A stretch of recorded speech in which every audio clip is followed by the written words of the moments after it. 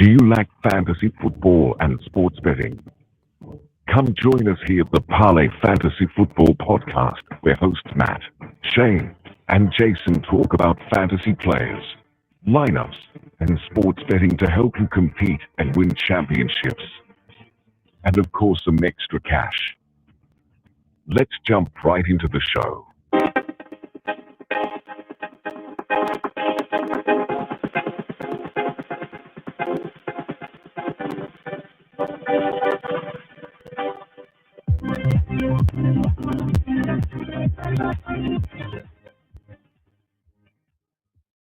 We are back. We are back in the studio for another episode of the Parlay Fantasy Football Podcast. Matt, Shane, and Jason with you guys tonight. Shane, Jason, it's a good day to be alive. How y'all doing? It's a great day unless you were rostered on my fantasy team because you no-showed this week. So other than that, it's a great day for everybody. Yeah, I've had better week ones with fantasy. I did lose in my hometown league by 0.1, so I'm still recovering from that. But hey, glad to be back. You know, Shane, it's funny that you say that because, I mean, we'll get into it in a minute, but a lot of players did not perform the way that we all thought they would. Like 95% of the fantasy industry. But that being said, guys, if you want to follow Shane or Jason or myself on any of our social media platforms, you can head over to @Shane Parlay FF, on the old X machine @Jason Parlay FF, and myself @Matt_Parlay FF. Head on over to fantasy6pack.net. That is who we are partnered with now. All of our stuff is over there. Remember, go and get yourself an all-access membership, a one-time fee, and you get boatloads of information on fantasy, betting, DFS, anything that you want to know on any sport is over there at fantasy6pack.net. And then you can also jump into their Discord channel. Again, it's Fantasy Six Pack. There are tons of people over there, tons of information, and you have a lot of people like ourselves, podcasters who are partnered with them, or employees that work for Fantasy Six Pack. They're over there giving you guys all the information that you need to know to win the fantasy championships or win some bets. All right. This, in fact, guys, is our fantasy episode on our podcast. Go back and listen to our betting episode that we put out. And if you want to tally and cash in on some bets, head over there and do that. But we are going to help you out with your fantasy as best as we possibly can. And remember, guys, you can head over to any of the podcasting platforms. We are still keeping our same brand. If you cannot tell, it's the Parlay Fantasy Football Podcast. Go over there, give us a subscribe, a listen, a follow, a 5-star review. It really does help the show grow, and that's what we want to do for you guys. So that being said, guys, let's turn our gears a little bit towards fantasy. I know we've been all in on the betting side of things, but now we need to help the people out with their fantasy rosters and help them get right.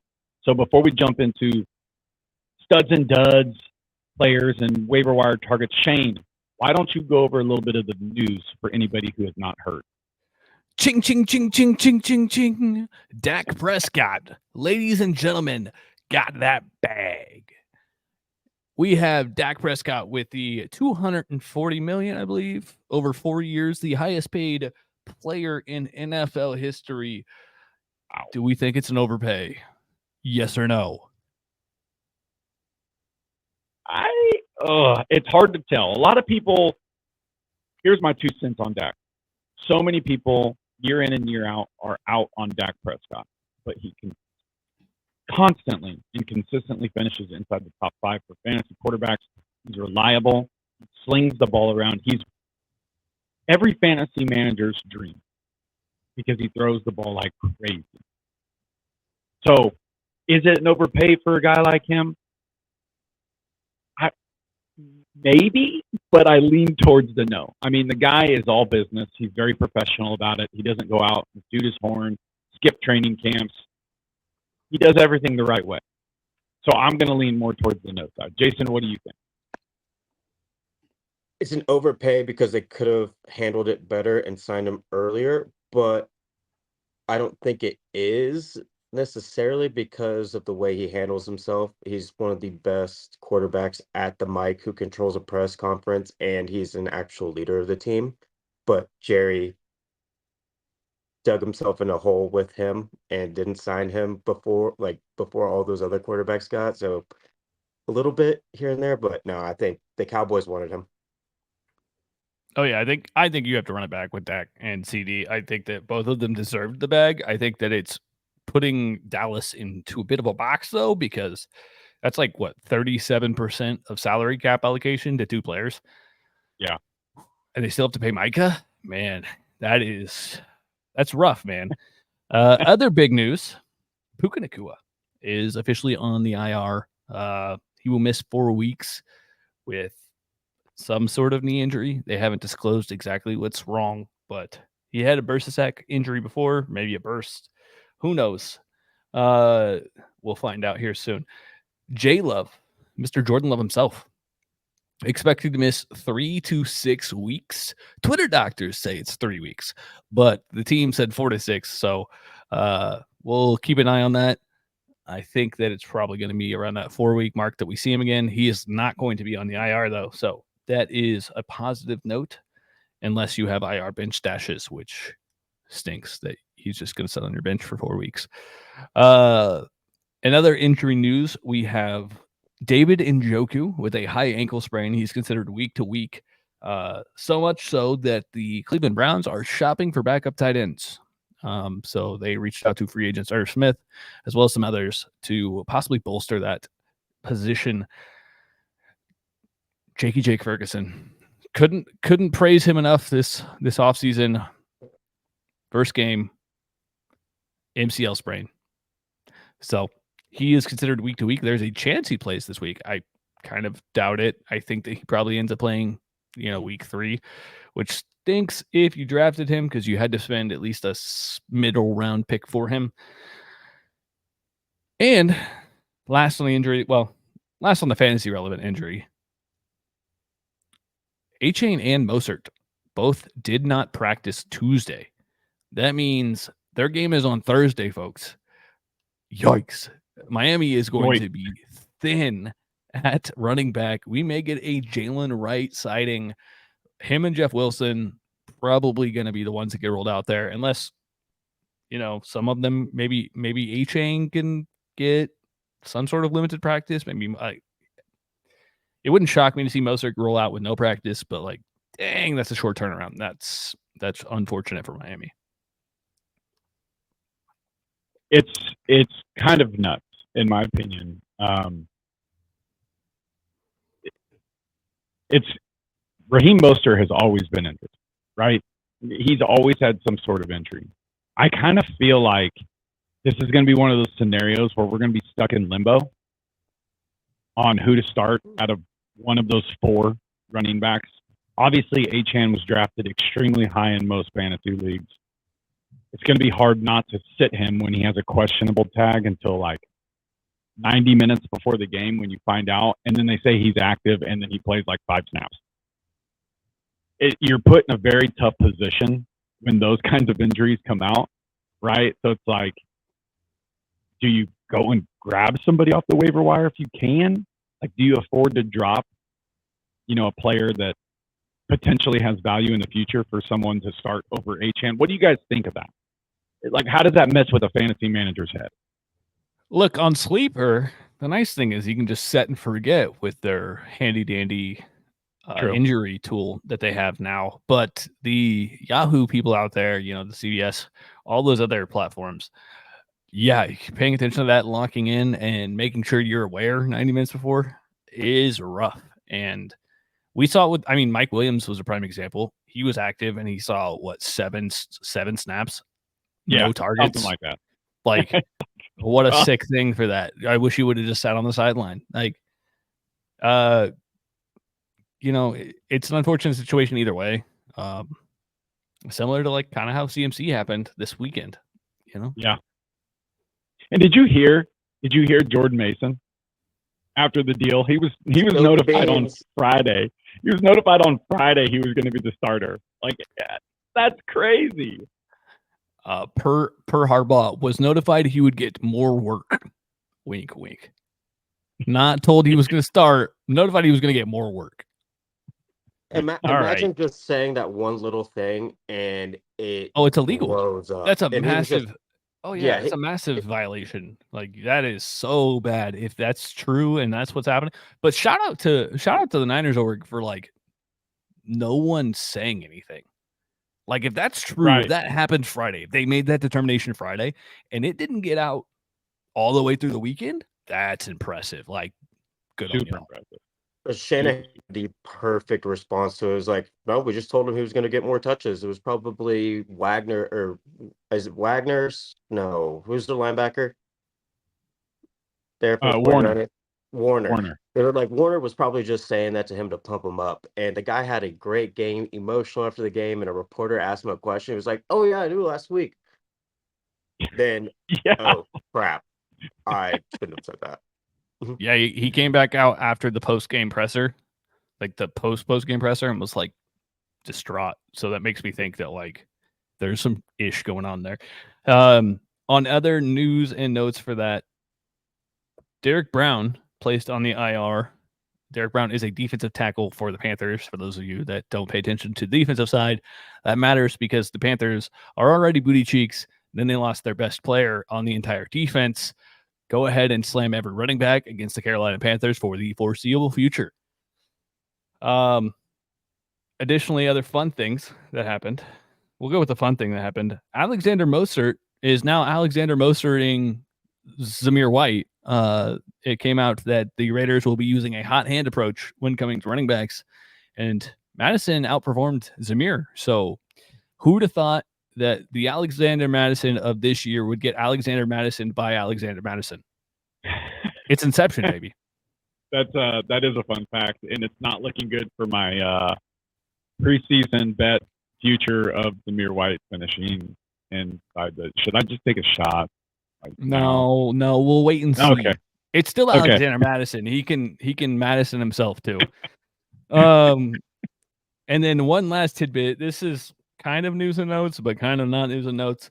NFL tight ends posted the lowest combined stat line in the last 5 years. They combined for 1,098 yards and 5 touchdowns this week. The lowest stat line in 5 years. Tell me how are we feeling about tight ends? Well, I mean, you kind of spoiled my duds, part of my dud section there. That was gonna be part of my dud session, but we can jump right into that. So, how do I feel about tight ends? I feel like it was a very big outlier this year. Shane had messaged me. I think it was yesterday. You messaged me, Shane, and you were talking about like quarterbacks, air yards, passing yards. It's low right now because it's not just tight ends. I mean, the quarterbacks just didn't really throw the ball a whole lot this weekend. My question to you is, even though the tight ends had so like a bad, just go top 8, top 12, whatever you want to do. They didn't perform well. Is there any one of those starting tight ends that you're concerned about? Because there is for me. At least any one of the top 8 tight ends. The top 5, no. That being, Kincaid or McBride, Kincaid, Kelsey, Andrews, Pitts, Kittle, maybe Ingram. Kittle's always kind of that fringe. Who? Evan Ingram. Ingram. I'm worried about, but I have him outside my top 5. He definitely in the top 8. Kittle, Ingram. Definitely worried about Ferguson with his injury. Worried about Njoku with this injury. Worried about Pat Freiermuth is droppable at this point. Yeah. Like it is we thought it was going to be a plethora, a wealth of advantage, and it's completely not. Also, Matt, to hit on your point, there were only 2 300-yard passers this week. Yeah. And not a single one won, which is the first time since 2017 there has not been a 300-yard passer that won a football game. And only one quarterback threw for 3+ touchdowns, and that was Baker. Right? Am I right on that? Yeah. It run fest out here. The lowest touchdown total for passing in 4 years, is what they said. Yeah. I mean, it's just absolutely asinine. And one thing that I will say on the tight end front, there is one that I am a little bit more, I'm not hitting the panic alarm by any means. You're going to start him every week, but I am a little bit concerned. And it's Dalton Kincaid. Because the Bills were down 17-3. And Kincaid disappeared.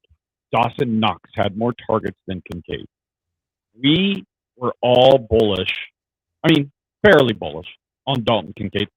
And I'm not, whatever the fantasy community says about it, the entire fantasy community was bullish on Kincaid, right? So that's one tight end that I will be concerned about if we don't see a little bit more from it, because it was very weird to me how they were down by that many points at home, and he did not see the ball. So we'll see what comes of it. You're still going to start him, right? He's still one of the top tier tight ends, athletic-wise. Makes awesome catches. But I am a little worried. I am a little concerned about him. The other ones, Shane? No, I'm not. I'm not concerned about Kelsey or Andrews or, and the crazy part is there's going to be so many people that are going to be out dropping tons of fab on Isaiah Likely, who might not see that performance again. Like, you might not see that kind of performance from him again. Mark Andrews was doubled and tripled, could not get open. That was just an outlier, in my opinion, for Isaiah Likely. Now, he's athletic, and he'll probably perform, but I'm not panicking on Mark Andrews. Fun fact, Mark Andrews has not topped over 35 receiving yards against the Chiefs in their last 5 meetings. I was about to say, I thought you were going to say like game-wise. I was like, okay, Shane, don't make me retract my statement. No, like the Chiefs just game plan to make Mark Andrews be the one that doesn't beat them. Right. So other than that, like, Isaiah Likely could still have a role, but like, it's not going to be detrimental to Mark Andrews. Right. Andrews is just approached differently by KC than most other teams approach the Ravens. Yeah. Jason, do you have anything to add to that? Mark Andrews screwed me in fantasy. That's why I lost I lost a couple of my leagues. I think most of the big name players screwed everybody in fantasy this week. It was very weird. It was very weird. Some of the people did perform, but some of them were just like, they were head scratchers. Amon-Ra St. Brown, DK Metcalf, Tyler Lockett, MHJ. I got all these big name players that we had so much high hopes on did not perform. But let's get into we talked about the tight ends. Let's get into some duds then, okay? Are we panicking on Joe Burrow? Because he was a big dud. Big time.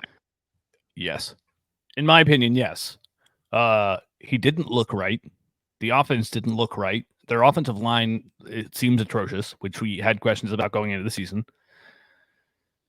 The dude couldn't grip. I said it in the betting episode. The dude couldn't grip a water bottle during the game.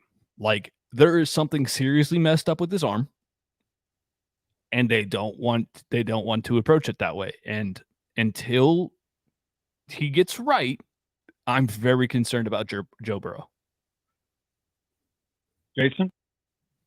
It's a get right week for Joe Burrow. I think he comes back to reality. Him and Jamar Chase figure it out. The offense moves the ball. They're not going to be able to run the football well this week versus the Chiefs.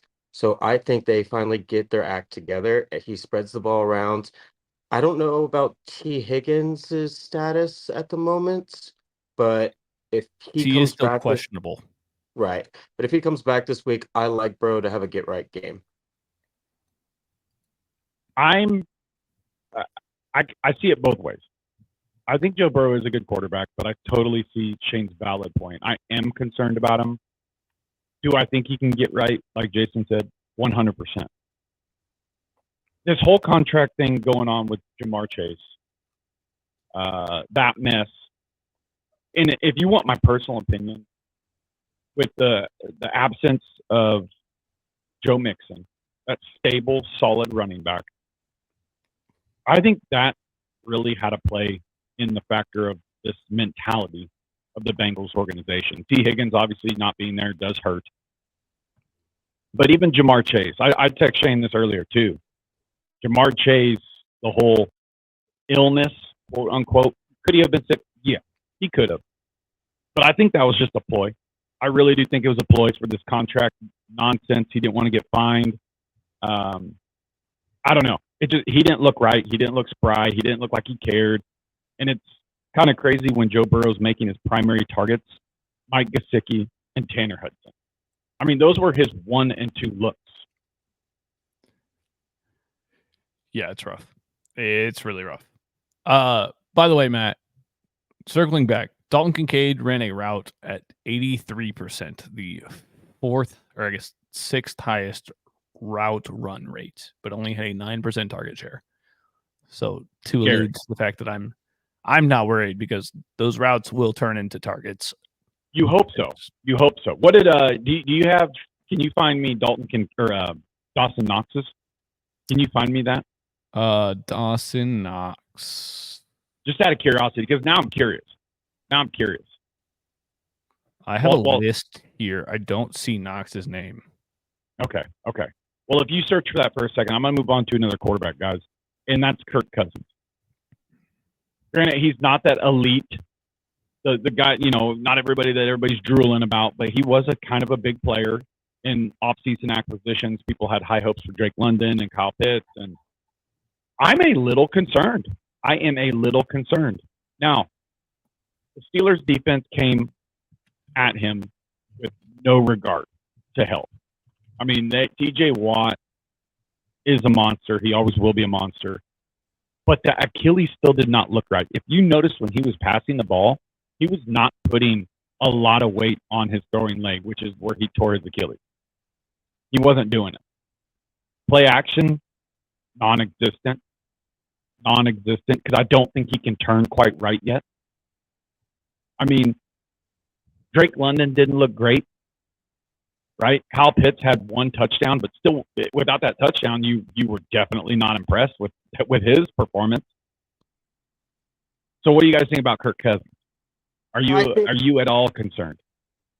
Yes, at the moment, but at the same time, I feel like it's going to take him 3 or 4 weeks to get in football shape again. He wasn't moving around, just like you said. He does very well in play action passes, and that's why he's good at controlling a pro style offense. He didn't move around the pocket at all. He didn't want to scramble. He sat there like a statue in the pocket, which it's not going to suit well for them. You need to move around a little bit, but I think it's going to take a couple weeks in order to get in football shape for him. Yeah, it's to me it's kind of concerning. Like it really is kind of concerning. Shane, did you find that yet? I could not find his routes run, but he only had 33 snaps, and Dalton Kincaid had 51. He was targeted twice, but for some reason his routes run is not. It's not on anywhere. So yeah, Waiver Wire does not have his route runs. Rip. Anyways, I am concerned about Kirk Cousins. That plant foot is how you generate power as a quarterback, and it does not look right at all. He never got under center, which is a big red flag, and when he set his feet, it looked like it was the opposite. It looked like he had his weight distributed to the front and not to the back, which is concerning. Yeah. It's going to be interesting to see how these next couple weeks play out. Guys that I'm not really concerned about, but I definitely have in the dud section. I just want your guys' opinions on it. DK Metcalf, 4 targets, 3 receptions. Didn't put up the big stat line that you want to see every week from a player of his caliber. Calvin Ridley, another one, didn't put up the numbers that we all thought he would. 7 targets, 3 receptions. Those are 2 guys that Courtland Sutton, 12 targets, only 4 receptions for Courtland Sutton. Is there any concern there? What do you guys think about those three players? You think they'll finally get their way back on track? This is your buying opportunity for Courtland Sutton. That is my pitch here. DK, I'm not worried about who is the middle one. I got distracted after you said DK. Calvin, your boy, Calvin Ridley. I'm not super concerned about Ridley. That game script got weird in Tennessee. It did. So I think that they tried to manage the game in a strange way after they got ahead and just kind of fumbled the bag. So I think that will right itself. And we all know Will Levis is not afraid to huck the football. So I'm not too concerned about any of them. If I were to label them in concern level, though, it would be Ridley at 1, Sutton at 2, and DK at 3. Yeah, I kind of agree with that list. I mean, I don't know if I would really go out and buy Sutton for like my personal opinion, even though it could pay off and you could get him for cheap. Will Levis just likes to throw the ball or just toss the ball to the other team for pick sixes. That was just horrible. But DK, he's going to be okay. He's going to get his. Yeah, I don't know. It's just crazy. It is crazy to see all these players when I'm going down this list. Like, wow, it really was not very good week 1. And these are all guys that you drafted to perform for you week 1. You know, and some more guys like running backs, right? You had Jalen Warren, 2 rushing attempts. I mean, I know Shane and Jason and I were texting during the Steelers Falcons game because that was a game that we wanted to see the Falcons more than anything. But Najee was running like an angry person. Like I've never seen Najee run like that, like playing super angry. Jalen Warren, only 2 carries. You had your Javonte Williams, 8 carries. That's like a triple split backfield, right? Like, give me your honest opinions of Javonte. Is he droppable? Yeah, borderline. I think he's still a hold right now. That offense looked bad. I mean, it was Bo Nix's first start. Things got wonky. I don't know. I dropped Javonte, but Jaleel definitely has the most upside of all of them right now, just due to the fact that Bo Nix can't figure it out. And if you're in a PPR league, Jaleel still got you 5 points because he got 5 balls for 1 yard. Yeah, I would probably hold Javonte as well, but Jalen Warren was a little banged up. I think he's got a hammy issue right now, and he's questionable for this week. So it was good to see Najee actually get the RB1 touches that, as fantasy owners, we want to see. Yeah, Najee looked. Sorry to backtrack. Najee looked really, really good. Mm-hmm.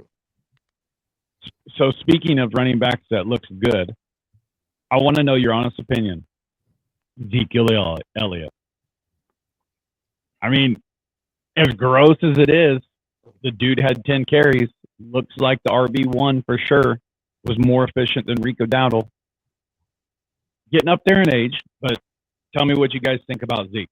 I mean, because he did look good against the Browns defense that was supposed to be an elite defense. He got in the end zone.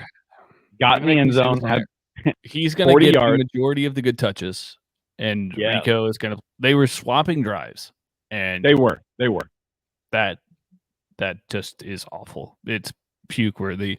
But Zeke does come in the red zone. So at that point, give me Zeke. I think Rico's the better back at this point. But give me Zeke, which just makes me want to hurl. I love you saying that. I absolutely just love you saying that. He's comfortable. He's comfortable with the Cowboys. I think it just with that star on his helmet makes him play like his old self. And he's a vulture at the goal line. You know they're going to put him in with a bigger back and whatnot. So yeah, it hurts to say, and it's kind of gross. But yeah, I wouldn't mind flexing Zeke out. Boom. And then you got some real studs. You got some real studs in the backfield. You had Ramondre Stevenson, 25 carries, 120 yards, 1 tutty. J.K. Dobbins, 10 carries, 135 and 1. And then your boy, Jason, Joe Mixon, 30, I repeat, 30 carries for Joe Mixon. It tied his highest of his career, right? It was his career record. It was a beautiful thing to watch because touches. that was the weak point in the Texans offense was can we get a ground game going so we don't have to rely on CJ just picking teams apart. We did, and it was beautiful to watch. No gloves, Mixon run people over. It was actually kind of cool. It was really kind of cool to see him do that. Kenneth Walker, 20 carries. Now I know he's dealing with an abdominal injury, so it's because he suplexed the dude. Yeah, that's true. He's just a freak, dude. All right, absolute freak. Can we pause? If you have not seen that video, if you decided not to watch the Seahawks play football, which might have been a decent choice, Kenneth Walker got hit in the backfield and flipped the dude over his head. What in the WWE? Like, the dude legitimately is a superhuman, and as long as he's playing, I want him starting for me. 100%. Then you got some studs in the wide receiver core. You had Jayden Reed really turned the game. I think he finished as the wide receiver 1 on the week between him and Cooper Kupp. Cooper Kupp, obviously, what a steal of a pick there in the mid-third to 4th round, wherever you were able to get him in your fantasy leagues. I think he's going to continue to see volume. And did you guys see he was in motion? In motion, I think 100% of plays he was in. Yeah, they were, and that is hard. Doing some crazy, Miami type shit with Tyreek Hill. That was, dude, that is hard to guard. Nico Collins had a performance. Deebo Samuel, Stefon Diggs had a performance. You had 2 Texans in the top 15 wide receiving core. Mike Evans is going to do his thing. Hold on. Stefon Diggs. We need to talk about that. Let's talk about it. Let's get it. Shane, start it off. Stefon Diggs is going to be overhyped this week. His ADOT was 1.6 yards, Matt. Low. I know it was low. He got 2 touchdowns. That's great. That's fantastic. Yeah. To have an ADOT like that, an average depth of target, he needs volume. He was targeted 6 times and caught 6 balls. Great. Efficiency through the roof. However, Nico and Tank Dell are going to be the guys that CJ goes to at this point. Yeah. They are option 1A and 1B, and Steph is option C, or it's a first look read to him. That's about it. It is not sustainable for Stefon Diggs to be fantasy relevant and to have that low of an ADOT and to have that low of volume. Trade Stefon Diggs this week if you have him on your roster and upgrade. Because everybody's going to see the fantasy points and no one's going to look at the analytics. And if they do look at the analytics, they're going to tell you to get lost. But like, it's apparent that Nico is the alpha in the room. And then CJ is going to play dad between Tank and Stefon. And that's it. I do like that. Yeah, what you really have to hope for with Stefon Diggs, like what Shane said is completely true, but he is going to be the number 1 target in the red zone, and relying on just red zone targets and 5-6 targets a game, it gets risky. So I see what you're saying, and this is where you sell.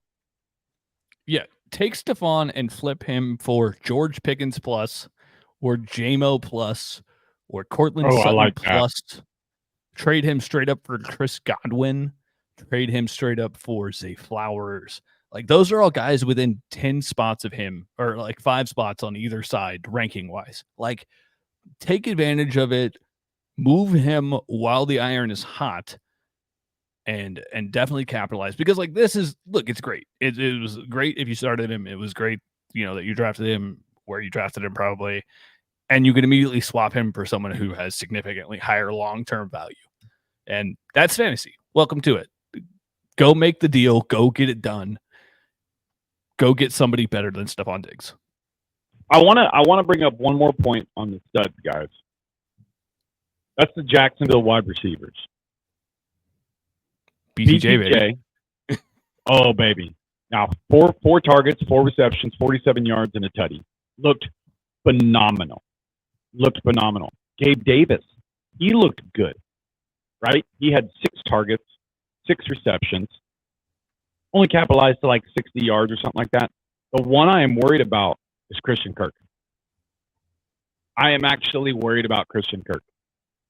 Tell me what you guys think of the Jacksonville receivers. I mean, do you think that it's going to be a full season of BTJ and Gabe Davis, or do you think Christian Kirk will mix in there in between Gabe Davis? I think BTJ is their number one guy. I mean, he looked the best out of all the rookies besides Xavier Worthy. Yeah, so we hit on this on our futures episode or the episode right before the season. Christian Kirk was not seen in 2 wide receiver sets. It was BTJ. Oh yeah, and it was Gabe Davis. That's all you need to know. He's not going to be on the field unless they are spreading wide. And it pains me to say Christian Kirk is, at this point, fantasy.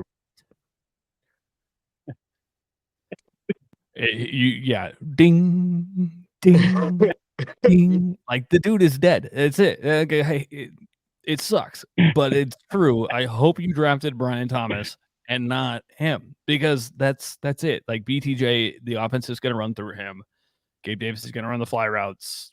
Shit. At this point, maybe pick up Parker Washington, because he may have more value long-term than Christian Kirk at this point. Jason? Yeah, Gabe Davis and BTJ are the only offensive players or skill position players on that team, and I guess ETN, that I would invest in. Well, hold on. I would still invest in Ingram. Ingram's still going to be on the field even in 2 wide receiver sets. I think Ingram had he did not have a good statistical week. He still ran 76% of the routes, and he still had a 19% target share. That's pretty sticky. Still wouldn't. You're not. I mean, yeah, but he's not a bad tight end to have, especially with the late saw. Let's move into some waiver wire pickups. Shane, do you have any that you have in mind? I mean, am I good? Jalen McMillan. Jalen fucking McMillan. Sorry for the F-bomb, but I'm so excited for this dude. He had 2 targets. Well, okay. He had 3 targets on the day. He got 1, and it was for a 36-yard bomb. He also had one earlier in the game that was another touchdown, that he was actually 2 that were touchdowns. He had 3 targets, all of which should have been touchdowns. 1, Baker overthrew him. And then the second one he could have caught, but it was still long. And then the third one they finally connected. Jalen McMillan is a stud and should be rostered if you have a 12-man team, like a 12-man league. It should 100% be stashed on your bench at this point, without a doubt. Yeah, the end of story. That's it. Because all it is upside. Like, the dude's gonna be a baller. And if Chris Godwin or Mike Evans is 32, folks. Like, yeah, like that's what it is. Like, if an injury happens, it's going to be an immediate plug and play. He is an alpha, and to capitalize on that now is huge. So Jalen McMillan is my number 1 target for, like, deeper leagues. If I'm looking at shorter leagues, Khalil Shakur probably should be rostered. PPR leagues, Greg Dortch should probably be rostered. Brandon Cooks should 100% be rostered. Wan'Dale Robinson should be rostered, and Rashid Shaheed should be rostered. I agree with all those. Obviously, guys, that the big name players like Jordan Mason, people are going to go nuts for those kinds of guys, especially if CMC sits out. You're going to have to spend a crap ton of fab for him and Likely and those kinds of guys. I'm going to throw out a name, guys, and it's Colby Parkinson. Oh yeah, the Rams tight end. there is room for him in there, especially now that Puka's out. There is room for him to make a splash on your roster for even longer than 4 weeks, right? You don't know when Higbee's coming back. Stafford uses his tight end. It's not like a blow-up performance, but he is a perfect addition to a roster if you have one of those, Pat Freiermuths or those types of tight ends that you don't really know who to start. He is a plug-and-play player who will get fantasy points every week because he will see a couple of targets every single week. So I think he's worth spending a little bit of fab on, unless you feel confident you can just get him. I think he's someone that should be on your roster for sure. Yeah, Parkinson ran a route at an 82% clip and had a 10% target share in the Rams offense.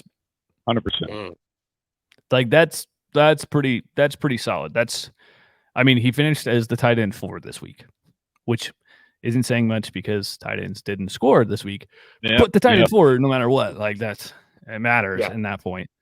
And I'm sure he's not on anybody's roster unless you're in a dynasty league. I'm sure in redraft leagues, he's probably on your waiver wire. Speaking of Rams, Matt, go pick up one of the 3 Rams wide receivers, Demarcus Robinson, Tyler Johnson, or take the deep shot and go get Jordan Whittington.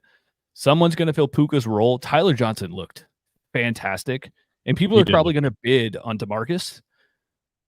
Demarcus looked really good in the absence of Cooper Kupp last year. So, don't get me wrong, Demarcus is probably the one you want, but if you don't want to get into a bidding war, Tyler Johnson probably going to be a really good steal for the next 4 weeks. Yeah. Jason, you got anybody? I just want to make a quick point about Likely, because as a Mark Andrews owner who basically got made fun of in all of my leagues that I have him in, I wouldn't go out and spend a majority of your fab on him. It is not going, that production is not going to continue to go forward. We all know who tight end 1 is in that offense. Isaiah Likely is the more athletic tight end, but we all know who Lamar Jackson favors over him, and I think it is going to be just hit or miss depending on the week and depending on the scheme that they face. Yeah, I can get behind that as well. I think Baltimore will utilize Isaiah Likely. I think he could be a part of the offense. But to this day, Mark Andrews has always been Lamar's guy. And like Shane alluded to earlier, the Chiefs play that game to guard Mark Andrews. That is their game plan, to guard Mark Andrews, and this year to stop Derrick Henry. Zay Flowers had a massive game. Zay Flowers is a good receiver, don't get me wrong, but he had a very good game because the Chiefs were not scheming to stop Zay Flowers himself. They knew they had the talent to shut him down if they needed, but Mark Andrews is a big-time player. Derrick Henry is a big-time player. Those were the 2 players that they were targeting stopping. Let's not let this guy go off. Yeah, and fun fact, they did the same thing in the postseason. Zay Flowers, they completely let go loose. He had 125 yards against the Chiefs in the postseason. The exact same game plan was put into place against the Ravens this week, or I guess this past week. So it was copy paste. They were we're not gonna let Andrews beat us. Isaiah Likely had a 68% route run percent. I don't know what his target share was. I do think he still has a role. I think he is what the Ravens hope Rashad Bateman could be. So I think that he still will be fantasy relevant. But if you have Andrews, do not think that you have to drop the entire bag to secure him. But he is a startable tight end if you had a lower end tight end. Yeah. Jason, you got anything on that? Well, I was going to bring up another point. Would you spend a lot of fab on Dobbins, JK? If he's available? I think I probably would. That is another waiver wire pickup that is probably on your waivers. I think him and Gus Edwards will still split time. I think it's going to be one of those, you just don't know whose week it's going to be. I think it's another hot hand situation, but we got to stay water on these as well, because yes, J.K. Dobbins had a massive, massive stat line. But the majority of his rushes were from 2 runs. He had a 61-yard run and like a 50-yard run. And they were playing the Las Vegas Raiders, who, yes, their defense is better. I'm not going to say it's bad. It's better than it has been. But you have to keep in mind that who they were playing as well. I could it have it again? Sure. Is it a guy that I'd like to have on my rosters? Yeah, I probably would take a shot on him because he probably will be the starter next week and carry more than Gus Edwards. But you cannot rely on him to break a 61-yard run and a 50-yard run in the same game. Those were the majority of his plays. And you guys, I'm sure you saw on this 60-yard run, after like 40 yards, he put both hands on the ball because he was slowing down almost to a freaking crawl. Like, he has that quick burst, but that long-range speed, nah, he's going to get caught. So, but it is someone that I'd probably put on my roster if I had the opportunity to. I'm not spending all my fab on him, though. Look, JK is target 1 for the waiver wire this week. Yeah. I think that he will only get healthier as long as he doesn't, get another injury. He'll only come back stronger. So, like, that burst that we're used to seeing, it may not be 100% back ever. He may just have lost it. But we will see a progressive, more advanced burst from him. I think he'll have more stamina going forward. Like, I think that this is a great game for JK to show, hey, I can still be that dude. And maybe this game results in LA giving him more opportunities. He only had, what, Matt, you said like 13 touches? Yeah, I think he had 13 touches. Because he was the primary back for passing downs, which, we all say those are the downs that count a lot. That and goal line work, those are the downs that count a lot. JK was the primary guy there. So, like, yeah, JK should 100% be added. I'm comfortable dropping up to like 23% of your fab on JK. I'm not going to go overboard and go over 25. But I'd like to keep it somewhere in the teens if I could. And if I lose a bit more for JK, it sucks. But, like, it's probably not the end-all be-all. Yeah, I can get behind that. Do you guys have any more players before we wrap this up? Ty Chandler. I was going to bring him up. He's roster. How do you have a roster percentage on him? 33%. I don't know what it's pulling it from. I think this may be Yahoo. Holy moly. Yeah. So I think in Sleeper, Shane, I think in Sleeper he's rostered in like 60 some percent of Sleeper leagues. Yeah, a lot of Sleeper leagues are also dynasty and have deeper benches, so like you have to take that into account. But yeah, Ty Chandler should 100% be added. He is not only the handcuff to Aaron Jones, but he's a damn good running back. And we saw the burst, we saw the catching ability. We've sang the praises of young Chandler for the entire offseason. Go at him already. He should be on your team. He should be rostered. If you have a 10-man league, maybe not, but a 12-man league or bigger, for sure. Yeah. For sure. And he only had 4 less touches than Aaron Jones. So keep that in mind. Okay, well, if we don't have any more players to bring up, guys, I think that's going to wrap up this week's episode of the Parlay Fantasy Football Podcast. Remember, when you are out looking for your waivers, be smart about it. If you don't think you need to overpay, don't overpay. Hell, like we just said, man, make some trades. If you have guys that you have a sneaky suspicion that aren't going to pan out, and you can still get value for them because they did blow up this week, trade them away. Trade them away to help your team get better. That's what it takes after your draft. And after week 1, 2, and 3, you really have to start doing your digging and making some trades and getting good players off the waiver wire, because I don't think we saw it week 1, but I think there are going to be some players potentially on the waiver wire that panned out like a Puka Nacua did. So just keep your eyes on that. Continue to do your research. And remember, head on over to the fantasy6pack.net, become an all-access member. You'll get all of our content, all of our betting stuff. You can find us over there, communicate with us over there. The Discord channel as well, Fantasy 6 Pack. And then the YouTube channel, Fantasy 6 Pack. Over there, subscribe.